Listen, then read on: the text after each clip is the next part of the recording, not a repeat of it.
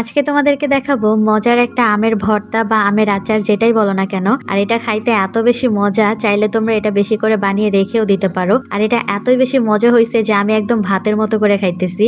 তো তোমরা যারা একবার এটা বানায় খাইবা তারা এটা বারবার খাইতে চাইবা, এটা এত বেশি মজা হয়। তো চলো দেখি আমি কিভাবে বানাই, সবটাই তোমাদের সাথে শেয়ার করব। তো শুরুতে দেখতে পারতেছো আমি কয়টা আম নিয়ে নিছি, আর আমাদের এখানে এখনো তেমন একটা বাজারে আম ওঠেনি। তো অনেক খোঁজার পরে এই কয়টা আম পাইছি। তো এখন হচ্ছে আমি আমগুলো ছিলে নিব। তো একটা একটা করে আমি সবগুলো আমগুলো ছিলে নিছি। এখন হচ্ছে আমি আমগুলো ভালো করে পানি দিয়ে ধুয়ে নিব। এরপরে চাকু দিয়ে আমি চিকন চিকন করে কেটে নিব, যতটা সম্ভব কাটা যায় আমি ওইভাবে কেটে নিব। আর দেখতে পাচ্ছ আমার আমগুলো প্রায় হচ্ছে পেকে গেছে। তো তোমরা যদি একদম কাঁচা আম নাও তাহলে আরো বেশি ভালো হবে। তো যাই হোক, আমি যেটা পাইছি সেটা দিয়ে তোমাদেরকে দেখাইতেছি। তো এই তো আমি আমগুলো কুচি কুচি করে কেটে নিছি। এখন হচ্ছে এটা একটা বোলের মধ্যে ঢেলে নিব। তো এরপরে এখন দিয়ে দিব শুকনা মরিচ, জিরার গুঁড়া, স্বাদ মতো লবণ, আর দিয়ে দিব চিনি। এরপর একটা কড়াইয়ের মধ্যে অনেকগুলো সরিষার তেল দিয়ে এর মধ্যে আমি কয়েকটা রসুনের কোয়া দিয়ে দিব। এরপর অল্প একটু পাঁচফোড়ন দিয়ে দিব, দিয়ে ভালো করে জাল করে নিব। যখন এটা গরম হবে তখন এটা ঠান্ডা করে এরপর এই আমের মিশ্রণের সাথে এটা ঢেলে দিব। ঢেলে দেওয়ার পর উপর আরেকটু চিলি ফ্লেক্স দিয়ে সুন্দর মতো এটা নেড়ে চেড়ে এটা মাখায় নিব। আর এটা যতই মাখতে থাকবা এটা চিনিটা যত গলবে আস্তে আস্তে পানি ছেড়ে দিবে। তো এই তো ভালো করে মেখে নিলেই কিন্তু রেডি হয়ে যাবে আমের আচার বা আমের ভর্তা যেটাই বলো না কেন।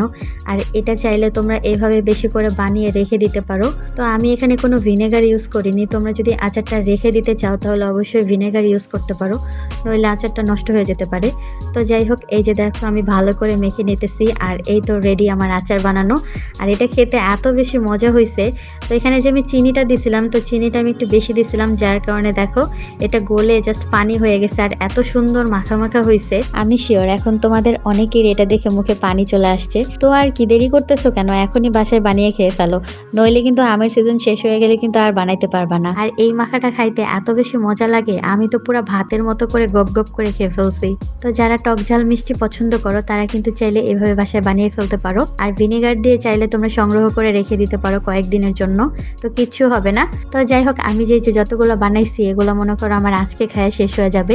আর আচারটা খাইতে এত মজা হয়েছে যে পাশের বাসার আন্টি এটার ঘ্রাণ শুনে চলে আসছে, আইসা বলতেছে কি বানাইছো, এত সুন্দর ঘ্রাণ বের হয়েছে, একটু দাও তো। তো দিলাম, পরে আন্টি খেয়ে বললো অনেক মজা হয়েছে। আমার মনে হয় যারা আম খেতে পছন্দ করে না বা টক খেতে পছন্দ করে না আমার মতো, তারাও যদি একবার এইভাবে বানায় খায় তাদের অনেক বেশি ভালো লাগবে। নর্মালি আমার কাছে মনে হয়েছে সব রকম আম মাখার থেকে এটা একদম বেস্ট। তো অনেক সুন্দর ঘ্রাণ আসে, কারণ এখানে কিছু মশলা ইউজ করা হয়েছে যেগুলো দাঁতে পড়ার সাথে সাথে অনেক সুন্দর একটা ফ্লেভার বের হচ্ছিল। তো যাই হোক, চাইলে তোমরা এভাবে বাসায় বানিয়ে খেতে পারো। আর এখনই যেহেতু আমের সিজন, তো এখন না খেলে কিন্তু অনেক বেশি মিস করবা। তো যাই হোক, ভিডিওটা এই পর্যন্তই। কেমন লাগছে অবশ্যই কমেন্ট করে জানাবা।